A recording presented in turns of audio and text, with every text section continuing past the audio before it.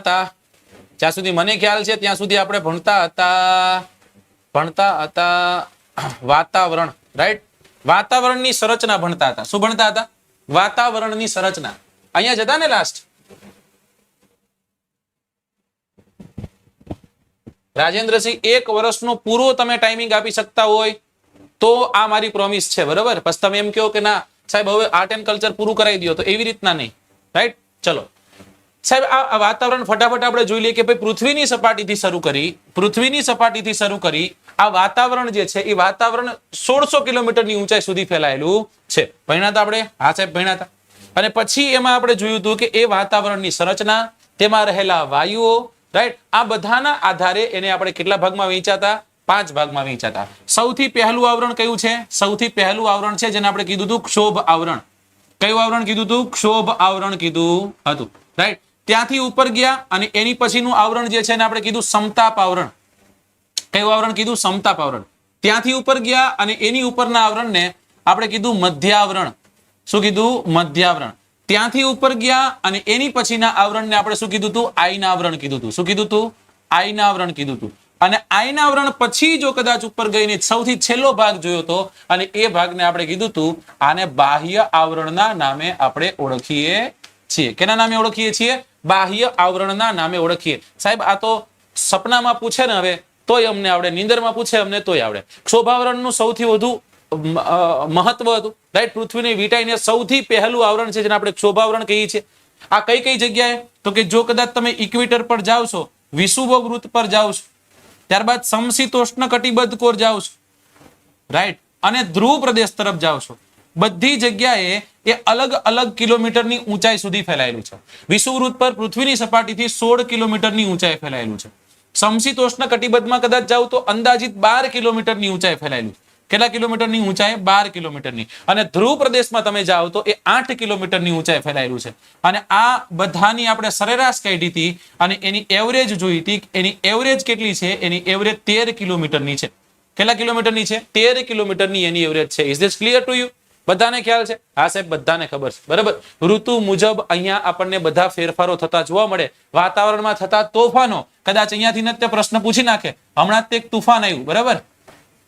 અહીં વાતાવરણમાં થતા તોફાનો પૃથ્વીની સંરચનાની ઉપર આવેલા વાતાવરણમાં વાતાવરણના કયા ભાગમાં અનુભવાય છે? તો તમારે કહેવાનું છે આમાં અવાજના તરંગો, હવાની સંરચના, વીજળી, વરસાદ, આ બધું તમને અહીંયા જોવા મળશે, રાઈટ? ત્યાંથી આપણે આગળ ગયા સમતાપ આવરણ. ક્ષોભાવરણથી ઉપરના આવરણને સમતાપ આવરણ કીધું. કેટલા કિલોમીટર? તો કે ક્ષોભાવરણથી અંદાજિત 50 કિલોમીટર સુધી ઊંચાઈ ફેલાયેલું છે. કેટલા કિલોમીટરની ઊંચાઈ? 50 કિલોમીટરની ઊંચાઈ સુધી ફેલાયેલું છે. અને અહીંયા હવા જે છે એ હવા સંબંધિત ઘટનાઓ મુક્ત રીતના ફરતી જોવા મળે. અહીંયા આપણને સ્વચ્છ અને પાતળી હવા જોવા મળે. કેવી જોવા મળે? સ્વચ્છ અને પાતળી હવા જોવા મળે. સ્વચ્છ અને પાતળી હવા જોવા મળે. અને સ્વચ્છ અને પાતળી હવા જોવા મળે છે એના જ કારણે કોઈ અવરોધ ત્યાં આપણને દેખાતો નથી. અને અવરોધ ન દેખાતું હોય તો શું થાય? વિમાનો ઉડી શકે. શું ઉડી શકે? વિમાનો જે છે એ વિમાનો ત્યાં ઉડી શકતા હોય છે. ઓકે, હવે એવો પ્રશ્ન પૂછી નાખે કે વિમાન કઈ જગ્યાએ ઉડે છે, કઈ રીતના છે? ડન. જેટ વિમાનો જે છે, જેટ વિમાનો અહીંયા તમને ઉડતા જોવા મળે. તો સમતાપ આવરણ પછી મધ્યાવરણ જે છે એ અંદાજિત 80 કિલોમીટરની ઊંચાઈ ફેલાયેલું છે. કેટલા કિલોમીટરની ઊંચાઈ? 80 કિલોમીટરની ઊંચાઈ સુધી ફેલાયેલું છે. અને ત્રીજા નંબરનું આવરણ છે, બહુ મોટું આવરણ છે. અહીંયા મુખ્યત્વે ઉલ્કાપિંડ જે છે એ ઉલ્કાપિંડ સળગી ઉઠે છે. ઉલ્કાપિંડ જે છે આ આવરણમાં પ્રવેશ સાથે ઘસારણ સાથે એ સળગી ઉઠતા હોય છે. વાતાવરણમાં જેવી રીતના વધતા જઈએ છીએ, ઉપર જતા જઈએ છીએ, એમ ઊંચાઈમાં તાપમાન જે છે એ તાપમાન વધે છે કે ઘટે છે? કોણ મને કહે છે?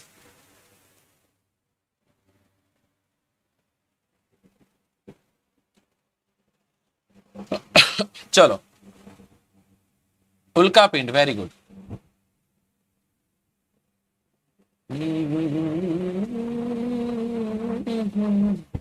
Very good. Ramavat Madhavi, ozone 18 to 35 kilometre. Very good. કેમાં આવશે પાણી? કેમાં આવશે? મધ્યાવરણમાં કે સમતાપ આવરણમાં? 18 થી 35 કિલોમીટરની ઊંચાઈએ તમને ઓઝોન લેયર જોવા મળશે. અને આ શું કરે છે એ ખ્યાલ છે? ઓકે, ચલો. તો જેવી રીતના ઉપર જતા જઈએ છીએ વાતાવરણની સંરચના જે છે સંરચનામાં ફેર થતો જાય છે. તો ઉષ્ણમાનથી ઉપર જાઓ તમને બાહ્ય આવરણ જોવા મળશે. હવા અહીંયા તો સાવ પાતળી છે અને મુખ્યત્વે હાવ હલકા વાયુઓ જે છે જેમ કે હાઇડ્રોજન છે, જેમ કે હિલિયમ છે વગેરે જેવા વાયુઓ આપણને જોવા મળે. આટલું આપણે ભણ્યા હતા. આજના ટોપિક છે ને આના કરતા પણ કોન્સેપ્ચ્યુઅલ છે, આના કરતા પણ કોન્સેપ્ચ્યુઅલ છે, રાઈટ. અને એને આપણે અત્યારે સમજવાનો પ્રયત્ન કરવો છે, રાઈટ. અને એ હતું હવામાન અને આબોહવા. શું છે? હવામાન અને આબોહવા. ચલો, આજનો ટોપિક છે હવામાન અને આબોહવા. કેને તમે હવામાન કહેશો, કેને તમે આબોહવા કહેશો? છઠ્ઠા ધોરણના લેક્ચરમાં, છઠ્ઠા ધોરણના જે લેક્ચર લીધા છે એમાં મેં તમને કીધું મિત્રો, હવા છે એ હવાનું કોઈ ટૂંકા સમયગાળાની સરેરાશ પરિસ્થિતિ છે. એ ટૂંકા સમયની સરેરાશ પરિસ્થિતિને આપણે શું કહીએ છીએ? હવામાન કહીએ છીએ. જે કલાકની હોઈ શકે, રોજબરોજની હોઈ શકે, અઠવાડિયાનું હોઈ શકે, મહિનાનું હોઈ શકે. કોઈ પણ એક સ્થળ છે એ કોઈ પણ સ્થળનું હોઈ શકે, કોઈ પ્રદેશનું હવામાન હોઈ શકે, રાઈટ. અને એ મુખ્યત્વે તાપમાન, ત્યાં રહેલો ભેજ, વરસાદ, હવાનું દબાણ, ધુમ્મસ, વાદળો વધારે જે વસ્તુઓ છે એ બધી વસ્તુઓ ભેગી થઈ અને એ નક્કી થતું હોય છે જે તે પ્રદેશનું હવામાન. હવે આ જ હવામાન જે છે એ હવામાનની સરેરાશ પરિસ્થિતિ થોડા લાંબા વર્ષો સુધીની, અને એને આપણે ઓળખીએ છીએ આબોહવાના નામ. કેના નામે ઓળખીએ છીએ? આબોહવાના નામે. ખબર જ છે બધાને, રાઈટ. સાહેબ, ભારતની વાત કરો, ભારતની આબોહવા કેવી છે? આન્સર કરજો, કોમેન્ટમાં આન્સર કરો, રાઈટ. હું તમને આગળ ભણાવું છું કે ભારતની હવામાન ખાતાની મુખ્ય કચેરી કઈ જગ્યાએ આવેલી છે. કારણ શું છે? કારણ હમણાં જ તે એક વાવાઝોડું આવ્યું હતું અને એ વાવાઝોડાને કોઈ પ્રનાઉન્સ ન કરી શકતું. સંદેશે કંઈક લખ્યું, ગુજરાતે કંઈક લખ્યું, રાઈટ. બધા જેટલા પણ ન્યૂઝપેપરો છે, દિવ્ય ભાસ્કર, બધા અલગ અલગ લખ્યા. અને મને છોકરાએ પૂછ્યું કે સાહેબ આમાં આપણે કઈ રીતના યાદ રાખવાને? યાદ રાખવાનું ઇંગ્લિશ શબ્દને જ આપણે યાદ રાખવાનું. ઇંગ્લિશ શબ્દ છે ને એ ઇંગ્લિશ શબ્દને તે તાવતે છે તો તાવતે ને તે ટવટે ન થાય. શું થાય? એને તાવતે જ કહેવાય, રાઈટ. તો ભારતમાં હવામાન ખાતાની કચેરી કઈ જગ્યાએ છે? ભારતમાં હવામાન ખાતાની કચેરી કદાચ તમારે જાણવી હોય, જોયું હોય તો કઈ જગ્યાએ આવશે? તો એ સાહેબ ન્યૂ દિલ્હી ખાતે આવશે, રાઈટ. દિલ્હી ખાતે આવશે, દિલ્હી ખાતે છે. ઓકે, ચાલો સાહેબ, હવામાન ખાતાની કચેરી આ હવામાન ને આબોહવા એના પર નિયંત્રણ રાખનાર જે કમિટી છે, જે કચેરી છે, રાઈટ, ડિપાર્ટમેન્ટ છે જેને આપણે કહીશું, એ ડિપાર્ટમેન્ટનું નામ શું છે? એ ડિપાર્ટમેન્ટનું નામ છે IMD. RMD નહીં, IMD. સાહેબ, IMD નું ફૂલ ફોર્મ શું છે? Indian meteorologic department. Indian meteorologic department. ફરી એક વખત, Indian meteorology department, IMD, Indian meteorology department, right. કઈ જગ્યાએ છે? ન્યૂ દિલ્હી ખાતે આવેલું છે. ક્યાં આવેલું છે? નવી દિલ્હી ખાતે સ્થિત છે, રાઈટ. સાહેબ, આ તો એની મુખ્ય કચેરી થઈ ગઈ, પણ એના કોઈ પ્રાદેશિક કેન્દ્રો પણ હશે. તો આના પ્રાદેશિક કેન્દ્રો તમને કઈ કઈ જગ્યાએ જોવા મળશે? એક તમને જોવા મળશે મુંબઈ ખાતે. સાહેબ, મુંબઈમાં હોવું જોઈએ હો સાહેબ, મુંબઈ તો જબરું શહેર છે, રાઈટ. મુંબઈથી આગળ જશો એટલે તમને જોવા મળશે કલકત્તામાં. સાહેબ, કોલકાતામાં પણ હોવું જોઈએ, કારણ કે આમ જોઈએ તો પૂર્વનું સૌથી મહત્વનું સ્થળ છે, રાઈટ. ત્યાંથી આગળ જાઓ તો નાગપુર ખાતે. કઈ જગ્યાએ? નાગપુર ખાતે. અને last but not the least જેને આપણે કહીએ છીએ પુણે, રાઈટ. એક છે પુણે ખાતે. આ એના પ્રાદેશિક કેન્દ્રો થઈ ગયા. કેવા કેન્દ્રો થઈ ગયા? આ બધા જેટલા પણ મેં તમને કીધા એ એના પ્રાદેશિક કેન્દ્રો છે. ગબ્બર કઈ જગ્યાએ છે? ગબ્બર છે નવી દિલ્હી ખાતે. કઈ જગ્યાએ? નવી દિલ્હી ખાતે, રાઈટ. તો હવામાન જે છે એ હવામાન પર હવામાનનું નિર્ધારણ, રાઈટ, અને જેટલા પણ સંદેશાઓ જે છે, સંદેશાઓ સરકાર સુધી કે પછી સ્થાયક સંસ્થાઓ સુધી, જે તે રાજ્ય સુધી, જે તે જિલ્લા સુધી પહોંચાડવાનું કામ જે છે એ મુખ્યત્વે અહીંયાથી શરૂ થાય છે. એટલે કે ઇન્ડિયન મેટ્રોલોજીક ડિપાર્ટમેન્ટ જે છે એના દ્વારા નક્કી થતું હોય છે. એના દ્વારા બધી સ્પીડ ને બધું નક્કી કરીને મોકલવામાં આવતું હોય છે, જે નવી દિલ્હી ખાતે સ્થિત છે. ઓકે, ચલો.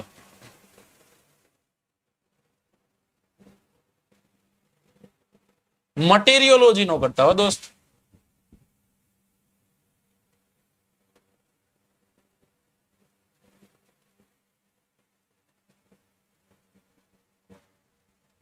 જો હવામાન ને હવામાન કહેવાય તો આપણા મુખ્યમંત્રીને ખબર હતી, રાઈટ. યાદ રાખજો, હિન્દી તમને આવડે તો જ તમે હોશિયાર એવું નહીં, રાઈટ. ઇંગ્લિશ જ તમને આવડે તો તમે હોશિયાર એવું ન હોય. પણ જે તે જગ્યાએ રહ્યો છો અને એની લેંગ્વેજ ન આવડે, આપણે ગુજરાતમાં રહીએ છીએ તો ગુજરાતી ના આવડે તો નકામ. આપણા સીએમ ભલે ગમે હોય, બચારાને મસ્કરી નથી કરવી, થોડાક અઘરા છે હું સમજી શકું છું, પણ એમને ગુજરાતી આવડે. એમને હવાमान જે છે હवामान खाता नहीं आवड़ता है तो नहीं आवड़ता है तो आवड़ी जाता है, टेंशन नहीं लेने का। चलो तो प्रश्न पूछी नाखे, आमांथी क्यांकथी प्रश्न पूछे तमने आवड़े के नहीं? साहेब हवामान जे छे हवामान सेना पर निर्भर रहे छे, आने काढी नाखुं छुं। हवामान जे छे सेना पर निर्भर रहे छे? हवामान जे छे हवामान केवा तो के ओछा अथवा तो टूंका समयनी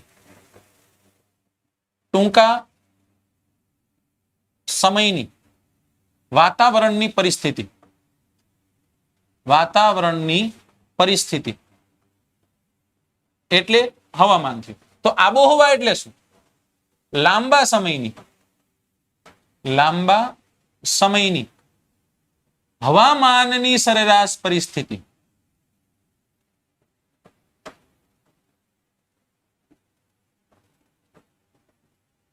के जेने કેટલાક 35 વર્ષ જે છે 35 વર્ષ એવરેજ લેવામાં આવે છે કે અંદાજિત 35, બરાબર। અને યાદ રાખવા માટે મેં તમને કીધું હતું કે લાંબો સમયગાળો એટલે લાંબો હવા યાદ રાખવાનું હતું। શું યાદ રાખવાનું હતું? લાંબો હવા। આબોહવા એટલે બીજું કઈ નહીં, લાંબો હવા। શું કહેશું એને આપણે? લાંબો હવા કહેશું। ઓકે ચલો, તો આજ જે બધી વસ્તુઓ મેં તમને સમજાવી તમને પીપીટી સ્વરૂપે દેખાડી દઉં। હવામાન એટલે ટૂંકા સમયગાળાની વાતાવરણની સરેરાશ પરિસ્થિતિ, તે પ્રત્યેક કલાક અને રોજબરોજની સ્થિતિ હોય છે। કોઈ પણ સ્થળ પ્રદેશનું હવામાન, તાપમાન, ભેજ અને વરસાદ, હવાનું દબાણ, ધુમ્મસ કે વાદળો નક્કી કરતા હોય છે। વાતાવરણના હવામાન ખાતાની મુખ્ય જે કચેરી છે એ દિલ્હી ખાતે આવેલી છે, તેને આપણે IMD ના નામે ઓળખીએ છીએ, ઇન્ડિયન મેટ્રોલોજી ડિપાર્ટમેન્ટ તરીકે ઓળખીએ છીએ। ત્યાંથી આગળ જઈએ, તેના 4 મુખ્ય પ્રાદેશિક કેન્દ્ર આવેલા છે, મુંબઈ, કલકત્તા, નાગપુર અને પુણે ખાતે સ્થિત છે। ત્યાંથી આપણે આગળ જઈ અને જોઈએ કે કોઈ પણ પ્રદેશની 35 કે તેથી વધુ વર્ષની સરેરાશ હવામાનની પરિસ્થિતિ એટલે એને આપણે આબોહવાના નામે ઓળખીએ। કેના નામે ઓળખીએ? આબોહવાના નામે ઓળખીએ છીએ। ઓકે, હવે આબોહવા જે છે એના પર અસર કરતા પરિબળો જે છે એ પરિબળોને આપણે જોવાના છે અત્યારે। આબોહવા અને હવામાનને અસર કરતા પરિબળો, એ પરિબળોને આપણે સમજવાનો પ્રયત્ન કરવાનો છે। ઓકે,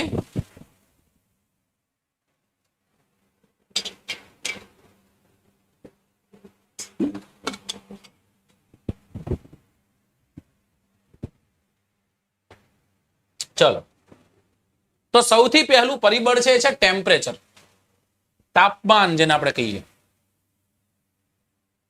બહુ મોટો પાર્ટ પ્લે કરે અને આ જ ટેમ્પરેચર જે છે એ ટેમ્પરેચરના કારણે જ આમ જોઈએ તો આ ટેમ્પરેચરના કારણે જ તે આમ જોઈએ તો ચક્રાવાતનું સર્જન થાય છે, હમણાં થયું હતું। અને એટલા જ માટે આ કરંટ રિલેવન્ટ ટોપિક છે।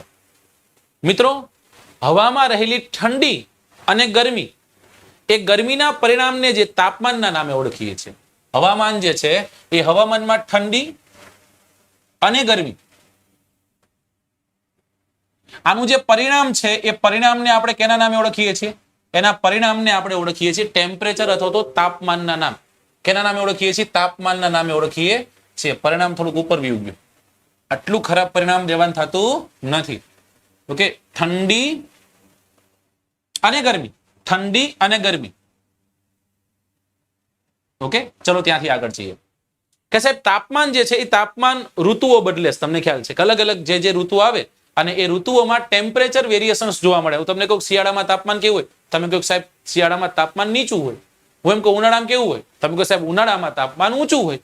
સમજાઈ ગયું? હવે આ તાપમાન જે છે એ તાપમાન પર અસર કરતું અથવા તો તાપમાન ટેમ્પરેચર સમજવા માટે અહીંયા લખી નાખું છું, બીજો પોઈન્ટ હતો એ, રાઈટ। અને એ શું હતું કે ઋતુઓ જે છે, ઋતુઓ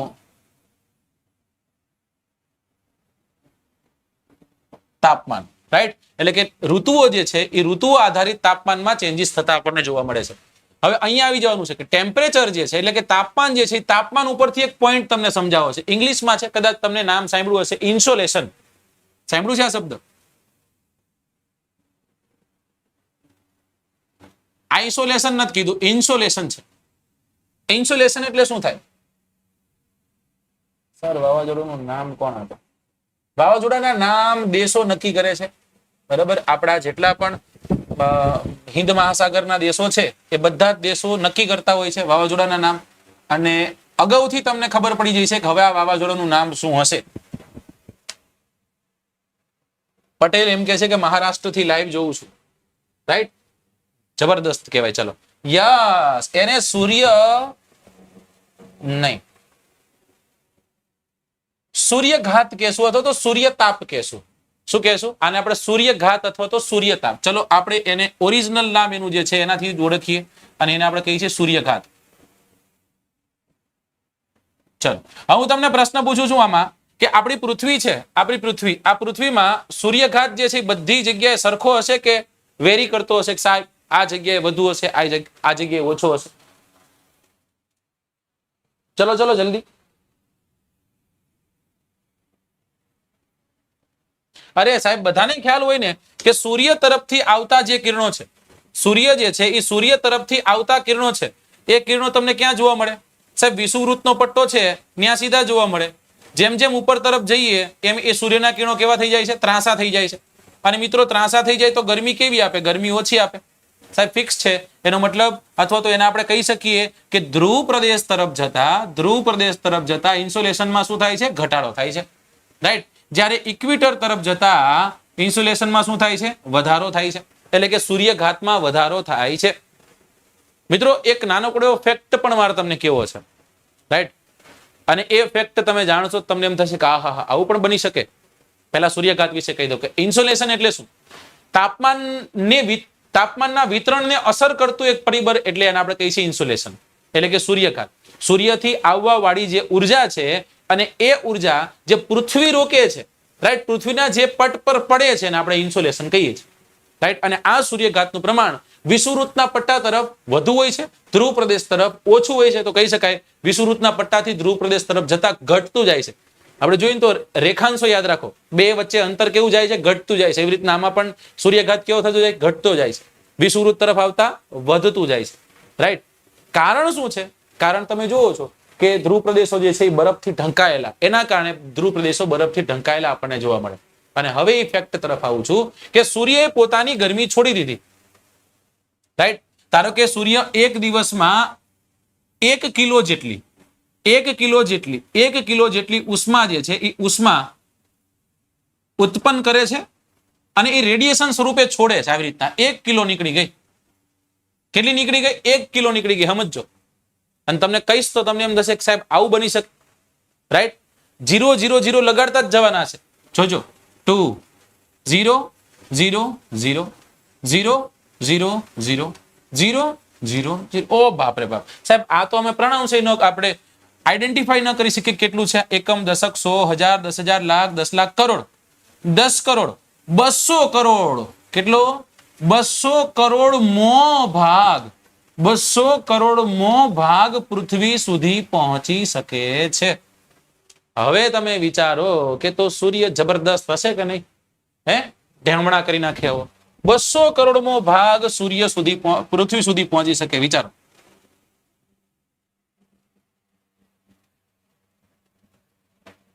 હા, ફરી કરાય સૂર્યની? લાઈક કરો, શેર કરો, એ મૂકો સાહેબ. એ આપણે છેલ્લે હું તમને કહીશ. બરાબર. હવે મેં નક્કી કર્યું છે કે જેટલા લોકો જોડાય એટલા લોકોને જ આપણે ભણાવવા અને સરસ રીતના ભણાવવા. બરાબર. ચલો. કારણ કે છે ને લોકો નેગેટિવિટી જબરદસ્ત ફેલાવી રહ્યા છે. ઓકે ચલો સાહેબ, આ સૂર્યઘાત વિશે અમને ખબર પડી ગઈ. સૂર્યઘાત તમે સમજી ગયા. હવે આપણે આગળ જઈએ. જો તાપમાન, હવામાં રહેલી ઠંડી અને ગરમીના પરિણામને તાપમાન કહીએ છીએ. તાપમાન ઋતુઓ પ્રમાણે બદલાતું હોય છે, વેરી કરતું હોય છે. ઇન્સોલેશન શું છે સાહેબ?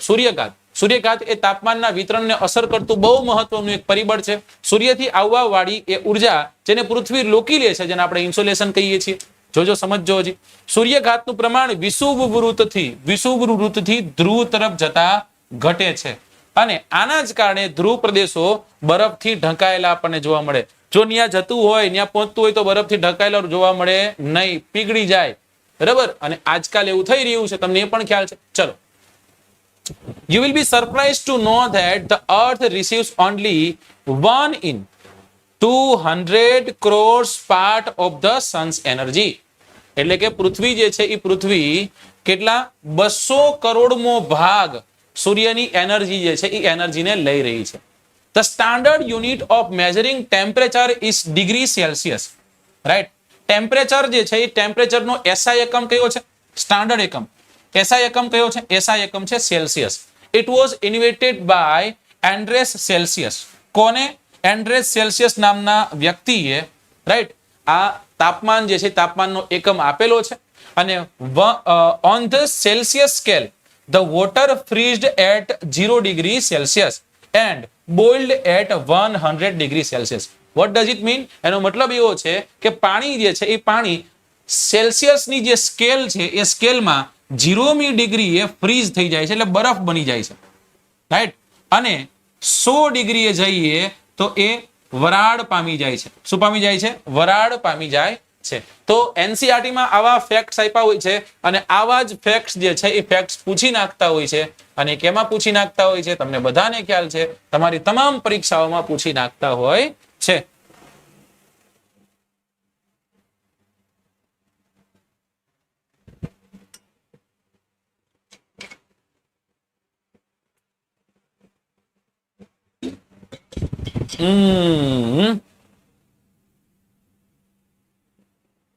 ચલો, એક મિસ્ટેક થઈ ગઈ.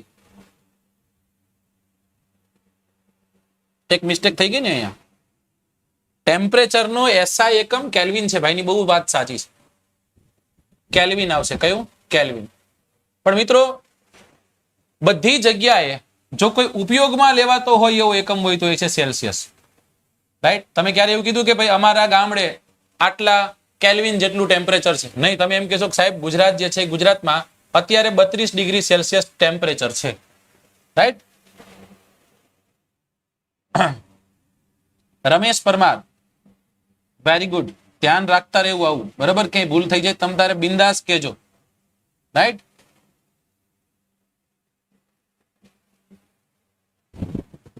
યસ, એને પ્રિયા વોરા, એને કેલેરીમાં મપાય.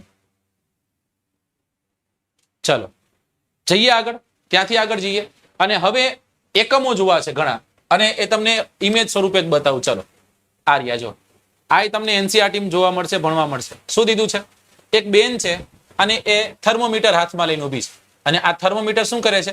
Measures the temperature. ટેમ્પરેચર જે છે, ટેમ્પરેચરનું માપન કેના દ્વારા થાય છે? થર્મોમીટર દ્વારા થાય છે. કેના દ્વારા થાય છે? થર્મોમીટર દ્વારા થાય છે. ત્યારબાદ છે બેરોમીટર. કયું મીટર છે? બેરોમીટર. અને આ બેરોમીટર શું કરે છે? તો કે એટમોસ્ફિયરિક પ્રેશર જે છે, પ્રેશરને માપવા માટે બેરોમીટરનો ઉપયોગ થાય છે. એટમોસ્ફિયરિક પ્રેશર એટલે શું થાય? હવાનું દબાણ માપવા માટે, રાઈટ. ત્યારબાદ છે રેઇન ગેજ. આ રેઇન ગેજ શું છે? Measures the amount of rainfall. કેટલો વરસાદ થયો છે એ નક્કી કરવા માટે, જાણવા માટે કેનો ઉપયોગ થાય છે? રેઇન ગેજનો ઉપયોગ થાય છે. ત્યારબાદ છે વિન્ડ વેન. અને આ વિન્ડ વેન શું છે? કે વિન્ડ વેન જે છે એ શો કરે છે કે વિન્ડ કઈ દિશામાં ફ્લો થઈ રહી છે, તો કઈ દિશામાં આગળ વધી રહી છે, રાઈટ. આવો એરો તમે જોયો હશે, આવું ઘણી જગ્યાએ જોયું છે. ઉપર કુકડો બેહાડ્યો હોય, જબરદસ્ત એવો, આવી રીતના, બરાબર. અને પછી અહીંયા આવી રીતના એરો બધા દેખાડ્યા હોય. અને આના ઉપરથી આપણને ખબર પડે કે પવન જે છે, પવન કઈ દિશામાં વહી રહ્યો છે, રાઈટ. પવન કઈ દિશામાં ફ્લો થઈ રહ્યો છે આપણને સમજાય. એને આપણે કહીએ છીએ વિન્ડ વેન. આવું ક્યાંય જોવો તો હવે તમારે કહેવાનું છે કે વિન્ડ વેન છે. Wind vane shows the direction of the wind.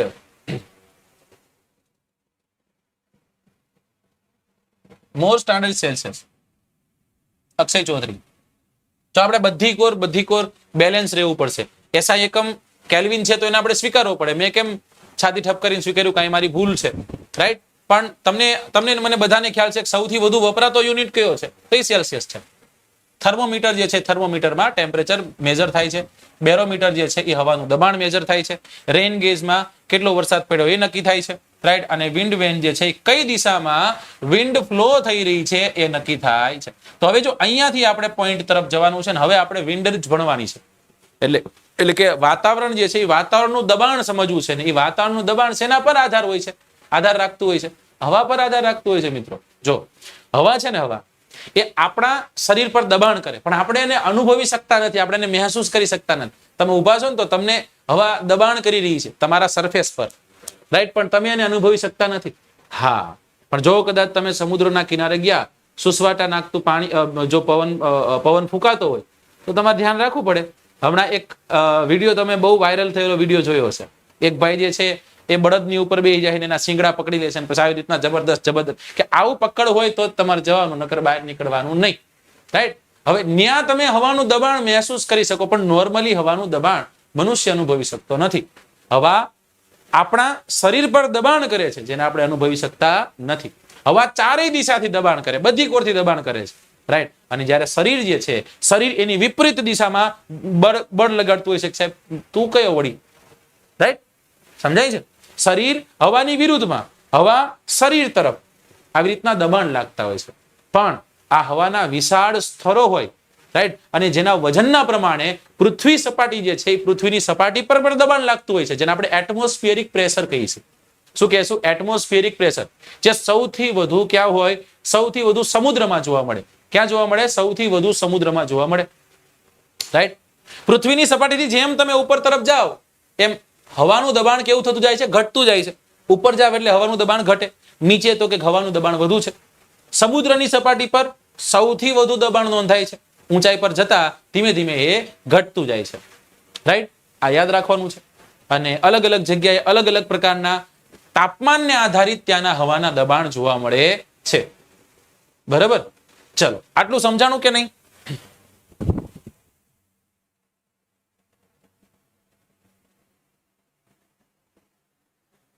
હા, બસ એ શીંગડા વાળું.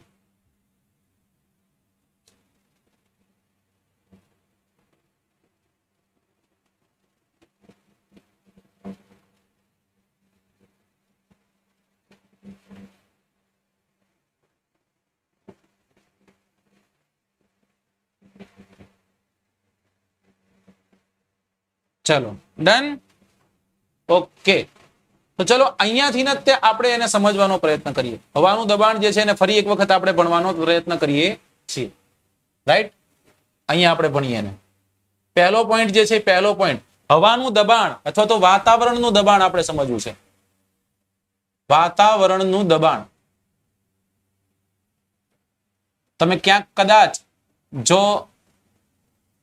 વાવાઝોડાને સર્ચ કર્યું હશે તો ત્યાં હિન્દી અથવા ઇંગ્લિશમાં જ્યારે ભણાવતા હોય તો ત્યાં તમે એટમોસ્ફિયરિક પ્રેશર ઘણી વાર સાંભળ્યું હશે. અને એ જે એટમોસ્ફિયરિક પ્રેશર છે ને મિત્રો, એને જ અત્યારે આપણે સમજવાનો પ્રયત્ન કરવાનો છે, રાઈટ. કે પૃથ્વીની સપાટી પર તમામ જગ્યાએ હવાનું કોઈ એક ચોક્કસ દબાણ છે. કેનું દબાણ છે? હવાનું અથવા તો વાયુનું ચોક્કસ એક દબાણ છે. હવે આ પૃથ્વીની સપાટી પર લાગે છે. કેના પર લાગે છે? પૃથ્વીની સપાટી પર લાગે છે. આ છે પૃથ્વીની સપાટી. તો કેની પર લાગી રહ્યું છે? પૃથ્વીની સપાટી પર લાગી રહ્યું છે. એટલે કે અર્થ ક્રસ્ટ આપણે કહીએ. ઓકે, એની પર દબાણ લાગી રહ્યું છે. સાહેબ હવાનું દબાણ મેક્સિમમ કઈ જગ્યાએ જોવા મળશે? હવાનું દબાણ મેક્સિમમ તમને જોવા મળશે સમુદ્રમાં અથવા તો દરિયામાં. ઓકે, જ્યારે જમીન ભાગમાં કેવું હશે? જમીન ભાગમાં હવાનું દબાણ એટલું બધું નહીં હોય, દરિયામાં થોડુંક વધુ દબાણ લાગતું હશે. ઓકે, ચલો બીજો પોઈન્ટ આમાં જોવાનું છે કે આ દબાણ જે છે, આ દબાણ જેમ જેમ ઊંચાઈ પર જતા જઈએ છીએ, જેમ જેમ ઊંચાઈ પર જતા જઈએ છીએ અને એમ એમ એ દબાણમાં શું થતું જાય છે? દબાણમાં એટલે કે પ્રેશર જે છે એ પ્રેશરમાં ઘટાડો નોંધાતો જાય છે. ઊંચાઈ પર જઈએ એમ દબાણમાં શું થતું જાય છે? ઘટાડો નોંધાતો જાય છે. ઓકે, દરેક ક્ષેત્રમાં અલગ અલગ પ્રકારનું આ એટમોસ્ફિયરિક પ્રેશર હોય છે. દરેક ક્ષેત્રમાં અલગ અલગ પ્રકારનું એટમોસ્ફિયરિક પ્રેશર જે છે આપણને જોવા મળે, રાઈટ. ફોર એક્ઝામ્પલ આપણે જોઈએ ઇક્વેટોરિયલ વિસ્તાર એટલે કે વિષુવવૃત્તીય વિસ્તાર. વિષુવવૃત્તનો જે વિસ્તાર છે એ જગ્યાએ તમને ખ્યાલ છે ઇન્સોલેશન કેવું હશે? વધુ હશે. તાપમાન કેવું હશે? ટેમ્પરેચર કેવું હશે? ટેમ્પરેચર વધુ હશે. અને ટેમ્પરેચર વધુ હશે તો અહીંયા દબાણ જે છે, દબાણ કેવું હશે? દબાણ હંમેશા યાદ રાખજો ઓછું હશે. અને આપણે ઓછો શબ્દ નથી વાપરતા, આપણે શબ્દ વાપરીએ છીએ હલકું દબાણ હશે. કેવું દબાણ હશે? હલકું દબાણ. વધુ હોય તેને આપણે કહીએ છીએ ભારે દબાણ.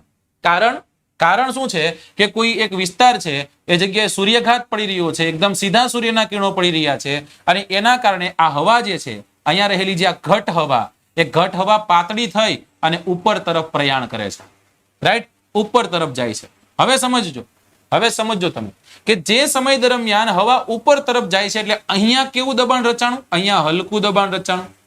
અહીંયા હલકું દબાણ રચાણું. અને આ હલકા દબાણને ફીલ કરવા માટે જે તે જગ્યાએ ભારે દબાણ હશે એ ભારે દબાણ તરફથી પવનો જે છે એ પવનો હલકા દબાણ તરફ પ્રયાણ કરશે. રાઈટ. હવે વાવાઝોડાની પરિસ્થિતિમાં કેવું હોય છે કે કોઈ એક સમુદ્ર છે અને એ કોઈ એક સમુદ્રમાં અહીંયા હલકું દબાણ ક્ષેત્ર બન્યું. કેવું ક્ષેત્ર બન્યું? હલકું દબાણ ક્ષેત્ર જે છે એ હલકું દબાણ ક્ષેત્ર બન્યું. બરાબર. એટલે આ ભાગ જે છે આ ભાગ અહીંયાથી આ હવા જે છે એ હવા ઉપર તરફ વહી ગઈ, એટલે અહીંયા જગ્યા થઈ ગઈ. એટલે શું થશે કે તીવ્ર ગતિથી બધી જ દિશાઓમાંથી, તમામ દિશાઓમાંથી પવનો જે છે એ પવનો અહીંયા આવી જશે, કારણ કે અહીંયા જગ્યા બની એટલા માટે. રાઈટ. જે તે દિશામાં જતા હશે દિશાને વિપરીત થઈને પણ પવનો અહીંયા આવશે અને એના કારણે એક સર્ક્યુલર મોશન સર્જાશે. રાઈટ. અને જે સમુદ્રની સપાટી છે એ સમુદ્રની સપાટી પણ ઊંચકાશે. શું થશે? સમુદ્રની સપાટી પણ ઊંચકાશે. આ ભાગ તો કે ઉપર વયો ગયો છે, અહીંયા તો કે જગ્યા થઈ ગઈ છે. એને ફિલ કરવા માટે કોણ આવી ગયા? તો કે બીજા પવનો આવી ગયા અને એ પવનો જે છે એ પવનો ચક્કરે ચડે છે. રાઈટ. ચક્કરે ચડતા હોવાના કારણે અહીંયા પાછું આ દબાણ જે છે દબાણ ક્રિએટ એમનામ રહેતું હોય છે અને આ ભાગ જે દરિયાનું પાણી જે છે દરિયાનું પાણી ઊંચકાતું હોય છે અને એ જ દરિયાનું પાણી ઊંચકાણું જેને આપણે શું કીધા? સામુદ્રિક મોટા મોજાઓ થાય છે, થંડર સ્ટ્રોમ થાય છે અને આગળ જતા વરસાદ સાથે જે તે દિશામાં જગ્યા હશે એ દિશા તરફ આ વાવાઝોડું જે છે વાવાઝોડું પ્રયાણ કરશે. આને આપણે વિથ ડિટેલ સમજવી છે. રાઈટ. હું તમને 1 નહીં 2 દિવસનો ટાઈમ આપો, હું તમને ડિટેલ સાથે સમજાવવાનો છું. ઓકે, ચલો 1-2 દિવસનો તમે મને સમય આપો, હું તમને આને સરસ રીતના સમજાવીશ. કારણ કે અત્યારે આપણે આજે કરવાના છીએ એ કરી, છતાં પણ થોડું ઘણું સમજાઈ ગયું હશે કે સાહેબ શું હોય, કઈ રીતના આવે, હલકા દબાણના ક્ષેત્ર કઈ રીતના બને. પ્રશ્ન એ થાય સાહેબ તો હલકા દબાણના ક્ષેત્ર કઈ રીતના બને? રાઈટ. તો કાઇનેટિક ને ડાયનેમિક 2 પ્રકારના પોસિબિલિટીઝ છે. એમાં તમને ખ્યાલ છે કે એટમોસ્ફિયરિક પ્રેશર છે બહુ મહત્વનો પાર્ટ જે છે પાર્ટ પ્લે કરતો હોય. તો સાહેબ સાવ સાદી ભાષામાં અહીં આવી જઈએ કે જે જગ્યાએ તાપમાન વધુ તાપમાન વાળો વિસ્તાર છે ત્યાં વાયુ ગરમ થઈને ઉપર તરફ ગતિ કરતું હોય છે એટલે હલકું દબાણ સર્જાનું. પણ જે જગ્યાએ પ્રદેશમાં વાતાવરણ ઠંડુ છે એ જગ્યાએ ભારે દબાણ તમને જોવા મળશે, કારણ કે ગરમી મળતી નથી તો વાયુ ઉપર તરફ વધુ જઈ શકતા નથી. તો ભારે દબાણ અને હલકા દબાણ, જો 7મા ધોરણની એનસીઈઆરટીમાં એવા ફેક્ટ્સ આપ્યા છે કે આપણને હેરાન કરીને મૂકી દે. આ 7મા ધોરણની એનસીઈઆરટી છે સાહેબ.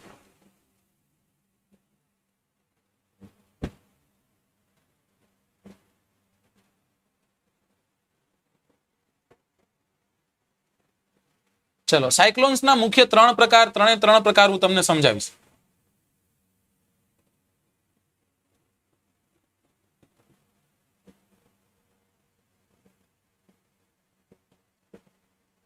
યસ રમેશ પરમાર. ચલો આગળ જઈએ અને હવે આપણે શેને ભણવું છે? તો કે હવે આપણે આને ભણી ગયા. હવે આવવાનું છે પવન. રખાય નહીં જોકે, રાઈટ હોય તો કાઢી નખાય, પણ આપણે પવનને સમજવા છે. આ એકબીજા સાથે લિંકઅપ થયેલો આખો ટોપિક છે. પવન એટલે શું? પવન કેને કહેવાય સાહેબ? હવાને પવન કહેવાય નહીં. એક જગ્યાએ ઊંચું દબાણ છે, એક જગ્યાએ કેવું દબાણ છે? ઊંચું દબાણ છે. અને એક જગ્યાએ નિમ્ન દાબ છે, હિન્દીમાં કહીએ તો, એટલે કે લો પ્રેશર છે.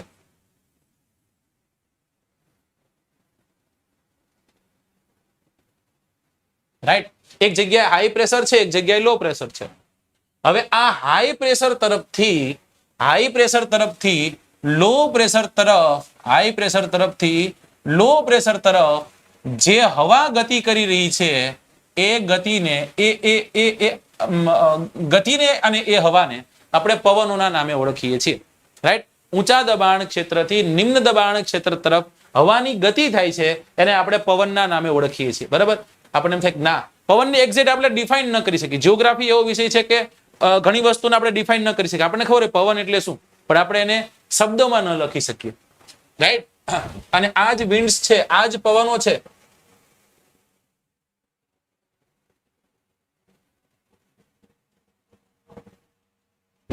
ફાધર ઓફ હનુમાનજીના પિતા. વેરી ગુડ રાગી. ચલો સરસ. તો આને આપણે શું કીધા? આને આપણે પવન નામ આપ્યું. શું નામ આપ્યું? પવન નામ આપ્યું. બરાબર. ચલો, અને હવે આ પવનના પ્રકારો જોઈ લઈએ સાહેબ. આપણી એનસીઆરટી ધોરણ 7 શું કહે છે? આપણી એનસીઆરટી ધોરણ 7 એમ કહે છે કે સાહેબ પવનને 3 ભાગમાં વહેંચી દો. મેં કીધું કયા 3 ભાગ છે? મને કે કામ કરો, લીટો પાડો. મેં લીટો પાડ્યો. મને કે લખો કાયમી પવનો. કેવા પવનો? કાયમી પવનો. મેં કહું ઓકે, લખી નાખ્યું. જેમ કે કાયમી છોકરાઓ જે રેગ્યુલર મારા લેક્ચરમાં આવતા હોય એવા. બરાબર. પછી હોય મોસમી પવનો. કેવા પવનો? મોસમી પવનો.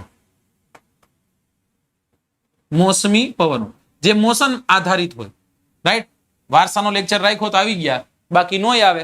રાઈટ. અને પછી હોય સ્થાનિક પવનો. કેવા પવનો? સ્થાનિક પવનો. કોઈ પણ એક ક્ષેત્રીય વિસ્તારના સ્થાનિક પવનો. આવી રીતના એને આપણે 3 ભાગમાં વહેંચીએ. પવનોને કેટલા ભાગમાં વહેંચીએ? પવનોને 3 ભાગમાં વહેંચી ભણીએ છીએ. કયા કયા છે? કાયમી પવનો છે, ત્યારબાદ મોસમી પવનો છે, ત્યારબાદ સ્થાનિક પવનો છે. તમે તરત કહેવાના, તરત તમે સિંગડા ભરાવાના સાહેબ અમને સમજાવો હાલો. આ કાયમી પવનો એટલે શું? વળી પૃથ્વી છે ને, પૃથ્વી એ પૃથ્વીની સપાટી ઉપર ઘણી જગ્યા એવી છે જે જગ્યાએ 12 માસ એક નિશ્ચિત દિશામાં પવન પ્રવાહિત થાય છે, વહી રહ્યા છે, જેને આપણે કાયમી પવનો કહીએ છીએ. તો આને આપણે શું લખીશું કે પૃથ્વી જે છે એ પૃથ્વીની પૃથ્વી પર એવું કઈ લખતા નથી. રાઈટ. પણ કાયમી કોઈ ક્ષેત્રમાં અથવા તો કોઈ ક્ષેત્રમાં કાયમી વહેતા પવનો એટલે કાયમી પવનો.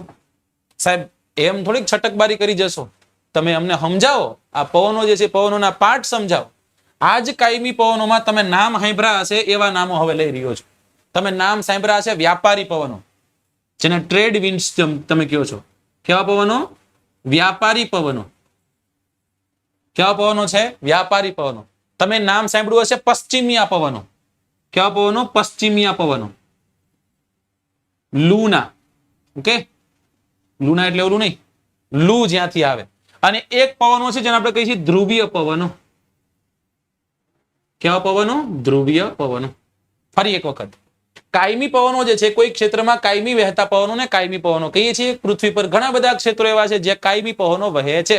રાઈટ. એના એક્ઝામ્પલ વ્યાપારી પવનો છે, પશ્ચિમિયા પવનો છે અને ધ્રુવીય પવનો છે. સાહેબ તો મોસમી પવનો એટલે શું? ફરી એક વખત એની એ જ વાત છે કે પૃથ્વીની સપાટી ઉપર ઘણા વિસ્તારોમાં ઋતુ આધારિત પ્રવાહ, ઋતુ આધારિત પવન જે છે એ પવન વાય છે, જેને આપણે કહીએ છીએ કેવા પવનો? મોસમી પવનો.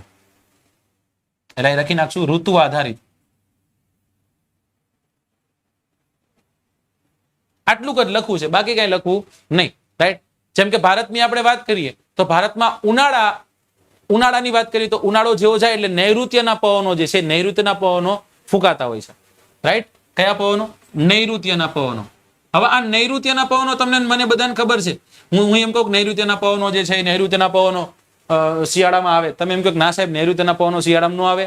તમે ભલે ભૂગોળ ભણાવતા, નૈઋત્યના પવનો ચોમાસું નૈઋત્યના પવનોના કારણે બેસે છે. રાઈટ. ઉનાળો જેવો જાય, ઉનાળો આવે, ઉનાળો જાય ત્યારે નૈઋત્યના પવનો જે છે એ નૈઋત્યના પવનો હોય. રાઈટ. તો શિયાળામાં કેવા હોય? તો કે ઈશાન ખૂણા તરફથી ફૂંકાતા પવનો, જેને આપણે ઈશાનિયા પવનો અથવા તો ઈશાન ખૂણાના પવનો કહીએ છીએ. શું કહીએ છીએ? ઈશાન ખૂણાના પવનો. તમને ભારતનો મેપ ખબર હોય તો ભારતના મેપમાં અહીંયા તમને બહુ સારી રીતના ખબર છે કે આપણો હિમાલય આવેલો છે. રાઈટ. હવે ઉપર સાયબિરિયાના રણ તરફથી એક પવનો આવી રીતના ભારત તરફ આવે છે. જ્યારે ભારતમાં શિયાળો હોય છે ત્યારે હિમાલયને રોકી અને પાછા ધકેલી દેશે કે ભાઈ તુજસે નહીં હો પાએગા, પગલે વાપિસ ચલા જા. અને અહીંયાથી આ બધા પવનો પાછા વહી જાય છે. ભલે આપણી સુધી આવતા નથી. રાઈટ. પણ આપણને ખબર છે કે ભારત તરફ કે એશિયા તરફ જે છે એ કેવા પવનો ફૂંકાતા હોય છે? ઈશાન કોણીય પવનો ફૂંકા હોય છે. જ્યારે ઉનાળો ગયો અને આવી ગયો શું? તો કે ચોમાસું. તો કે ચોમાસુમાં નૈઋત્યના મોસમી પવનો આવશે. અત્યારે જે પવનો આવ્યા એ કેવા હતા? નૈઋત્યના પવનો જ હતા. નૈઋત્યના પવનો કેવા હોય? મોસમી પવનો હોય. શું કરે? આ વરસાદ લાવતા હોય છે નોર્મલી. શું લાવતા હોય છે? નોર્મલી મોન્સૂન લાવતા હોય છે. રાઈટ. અને એને રોકી રાખે છે. પછી આ જ પવનો આને ભટકાઈને પછી પાછા ફરતા હોય છે. ઓકે, ચલો તો આટલું સમજી ગયા. મોસમી પવનો વિશે અમને સાહેબ થોડી ઘણી ડિટેલ જે છે એ ડિટેલ અમને સમજાણ. સાહેબ તો હવે સ્થાનિક પવનો કહી દો. એ જ ડેફિનેશન પૃથ્વીની સપાટી પર કેટલાક પ્રદેશોમાં આટલું બધા લખી નાખવાનું. ટૂંક સમય માટે હવાના દબાણમાં થતા ફેરફારના કારણે કોઈ દૈનિક પવનો ઉદ્ભવે છે. રાઈટ. અચાનક જ તે હવામાનમાં ફેરફાર થઈ ગયો અને પવન આમ જતો અને પવન એન્કોર આવવા લાગે તો એને આપણે સ્થાનિક પવન કહીએ, રાઈટ. ભારત જે છે ને, ભારતમાં ચોમાસાના પવનો છે ને, ચોમાસાના પવનો, આને સ્થાનિક પવનો કહીએ આપણે.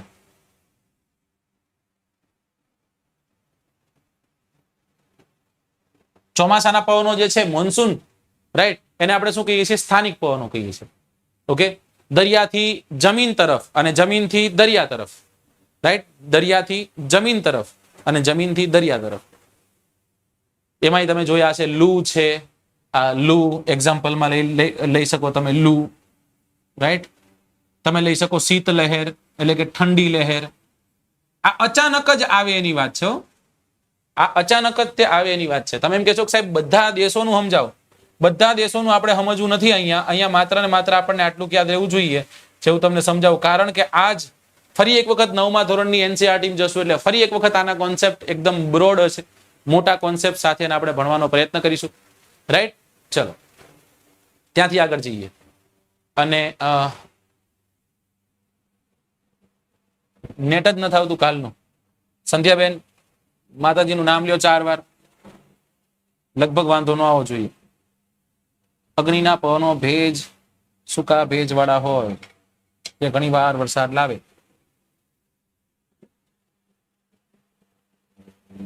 અગ્નિના કીધા રાગી કે પછી વાયવ્યના કીધા તમે?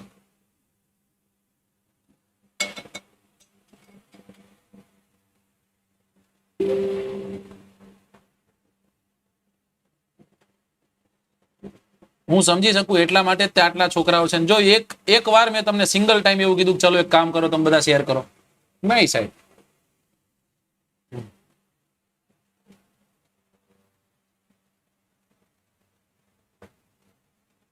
ચલો તો હવે એક આપણે બીજો કોન્સેપ્ટ અહીંયા સમજવા જેવો છે, રાઈટ. અને એ પવનો જ તે જે મેં તમને સમજાવ્યા છે એના એ જ પવનો. આને કાઢી નાખું છું, અને કાઢવું ન હોય તો અહીંયા આપણે બીજી ઇમેજ આખી લઈ લઈએ. આ પૃથ્વી છે. પૃથ્વીનો આકાર કેવો છે? જલ્દી બોલો જોઈ.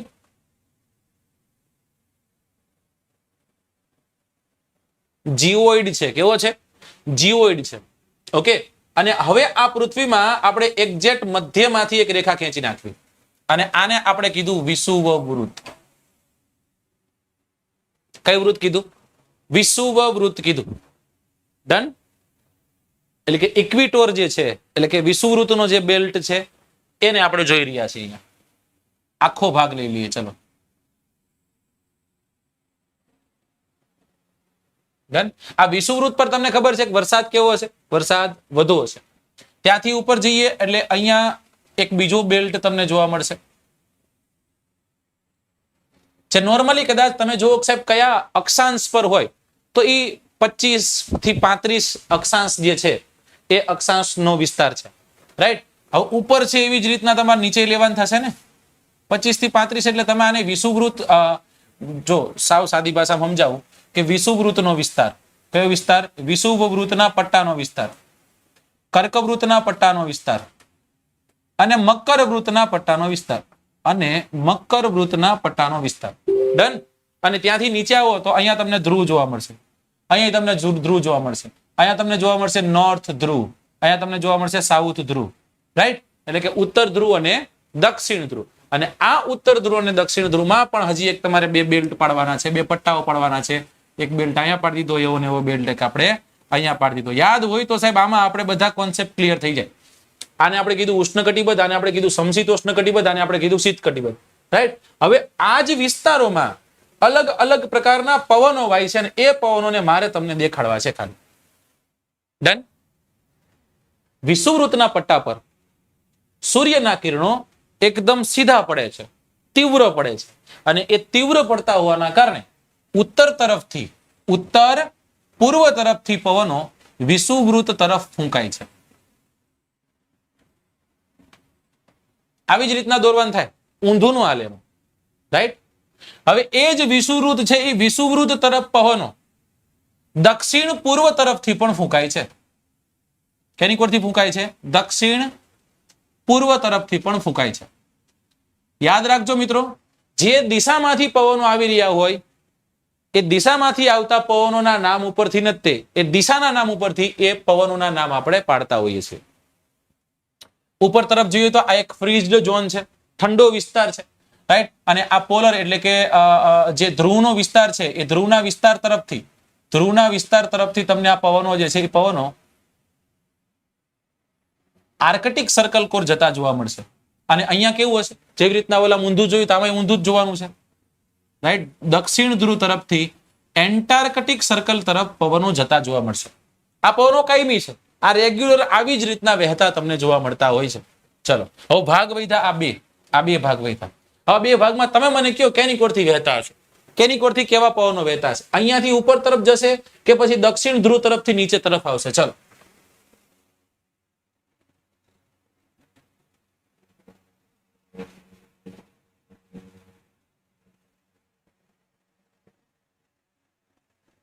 કાલનું લાઈવ હતું જ નહીં, આજનું લાઈવ છે. કાલે કદાચ આવ્યા હોય તો સ્પેશિયલ ક્લાસમાં હતો લેક્ચર. સ્વીટી કે છે સાઉથ વેસ્ટ, નીચેથી ઉપર તરફ. ઓકે, નીચેથી ઉપર તરફ જવા દો ને.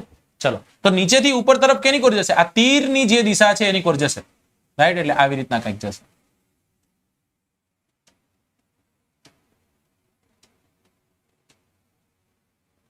અહીંયા નીચે તરફ જશે,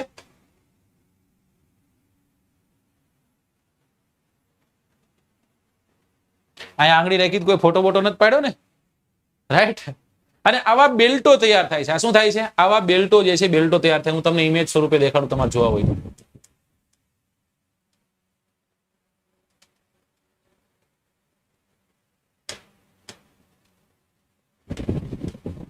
ચલ રાઈટ, ફરી એક વખત જોશું. ઇક્વિટોરિયલ લો પ્રેશર બેલ્ટ. શું સાહેબ, ઇક્વિટોર છે, સૂર્યના કિરણો કેવા હશે, સીધા પડશે. સીધા કિરણો પડવાના કારણે આ હવા જે છે એ હવાનું શું થશે, બાષ્પીભવન થશે. હવા બાષ્પીભવન થઈ અને કેની કોર જશે તો કે ઉત્તર તરફ, મતલબ ઉપર તરફ જશે, સપાટીથી ઉપર તરફ. એટલે અહીંયા જગ્યા થઈ અને એ જગ્યાને ફિલ કરવા માટે, જગ્યાને ભરવા માટે ઉત્તર તરફથી અને દક્ષિણ તરફથી ઉત્તર પશ્ચિમ અને ઉત્તર પૂર્વ અને દક્ષિણ પૂર્વ તરફથી પવનો જે છે એ પવનો ફીંકાતા હોય છે. ડન. ત્યાંથી ઉપર જોઈએ અને આને આપણે કહીએ છીએ mid latitude high pressure belt. શું કહીએ છીએ, mid latitude high pressure belt. Okay, અહીંયા શું છે સાહેબ, અહીંયા શું છે તમે જોઈ શકો છો કે આ વિસ્તાર તરફથી પવનો જે છે એ પવનો કેની તરફ ફૂંકાતા હોય છે, એ પવનો જે છે એ પવનો સબપોલર લો પ્રેશર બેલ્ટ તરફ, ને ઉપર જે છે એ પોલર બેલ્ટ આવી ગયો, રાઈટ. અહીંથી જે આવતી જે પવનો છે પવનોને આપણે પોલર વિન્ડના નામે ઓળખીએ. કેના નામે ઓળખીએ છીએ, પોલર વિન્ડના નામે ઓળખીએ છીએ. આ સાઈડથી પવનો જે છે પવનો કેની કોર જાય છે, પવનો જાય છે સબ પોલર લો પ્રેશર બેલ્ટ તરફ જાય. જેવી રીતના જે કન્ડિશન ઉપર બને છે એવી જ કન્ડિશન જે છે એ તમને દક્ષિણમાં બનતી જોવા મળશે. સ્થાનિક છે સાહેબ, સ્થાનિક નહીં, કાયમી છે. આ રેગ્યુલર તમને આવું જ જોવા મળશે, રાઈટ. અને આના જ કારણે ઘણા બધા ચક્રાવતો જે છે ચક્રાવતોનું પણ ક્યારેક નિર્માણ થતું તમને જોવા મળતું હોય છે. આમાં બહુ સાદી રીતના સમજાવવાનો પ્રયત્ન કર્યો, બહુ મસ્ત સમજાવ્યું છે. કોઈ એક જગ્યા છે, એક જગ્યાથી આની કોર જાય છે ને એક પવન આની કોર આવે છે. અહીંયા કોઈ એક જગ્યા છે, જગ્યાથી આની કોર જાય છે ને આની કોર આવે છે. હવે આ પવનો કઈ દિશામાં કઈ રીતના વહે છે, એક વસ્તુ તો આપણે જોયું કે સાહેબ ટેમ્પરેચર જે જગ્યાએ હાઈ છે એ જગ્યાએ કેવું દાબ, તો કે નિમ્ન દાબ થાય છે અને ત્યાં ભારે દાબથી પવનો જે છે પવનો નિમ્ન દાબ તરફ ગતિ કરતા હોય છે, રાઈટ. તો આ તો એક વસ્તુ થઈ ગઈ ફર્સ્ટ નંબર, રાઈટ. અને બીજું જે એક રીઝન છે એ છે કોરિયોલિસ ફોર્સ, રાઈટ. જે પૃથ્વી પર લાગતો એક બળ છે એ કોરિયોલિસ ફોર્સ જે છે એ પણ આમાં જવાબદાર હોય છે. સર એક ક્વેશ્ચન પૂર્વ કઈ રીતના,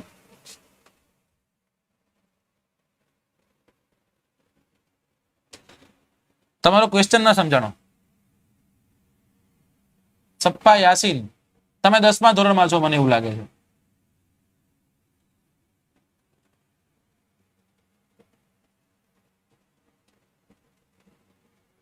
એ બંગાળની ખાડીમાંથી વહેતા જેટલા વાવાઝોડાઓ છે આપણે સમજશું. ઇકબાલભાઈ, ઇકબાલ મૈડા.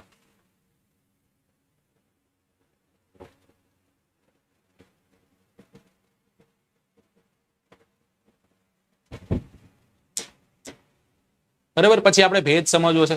જો તમને બતાવો આપણે શું શું ભણવું છે, મજા આવે એવી બધી વસ્તુઓ છે. હવે આ ભણવું છે, અહીંયા સુધી મેં તમને પીપીટી બતાવી હતી. મારે તમને વોટર સાયકલ સમજાવી છે શું છે, મારે તમને સમજાવવું છે પાણીનું વિતરણ કઈ રીતના છે, રાઈટ. ત્યારબાદ સમુદ્રી સંરચનાઓ શું છે, સુનામી કઈ રીતના પેદા થાય છે, કઈ રીતના તૈયાર થાય છે આપણે જોયું હતું. 2014ની સુનામીનો ફોટો અહીંયા તમારી સામે મૂક્યો છે મેં, રાઈટ. ભરતી ઓટના કોન્સેપ્ટ સમજાવવા છે, રાઈટ. ડાયાગ્રામ સાથે સમજવું છે કે સાહેબ કઈ રીતના ભરતી ઓટ આવે છે. ઓકે, હાઈ ટાઇડ્સ ને લો ટાઇડ્સ છે, કઈ રીતના ભરતી ઓટ જે છે, ભરતી ઓટના આપણે કોન્સેપ્ટ સમજીશું. ભરતી ઓટ વચ્ચે કેટલો સમય હોય છે, અને મહાસાગરીય જલધારાઓ અથવા તો પ્રવાહો જેના નામે તમે ઓળખો છો. અઘરામાં અઘરા કોન્સેપ્ટ જે જીપીએસસી અને યુપીએસસી માં 1 માર્ક્સનો પ્રશ્ન અહીંયાથી રેગ્યુલર રહેતો હોય છે, એને પણ આપણે કવર કરવાનો પ્રયત્ન કરીશું. પણ એ જ્યારે પણ ભણીશું નેક્સ્ટ લેક્ચરમાં ભણીશું,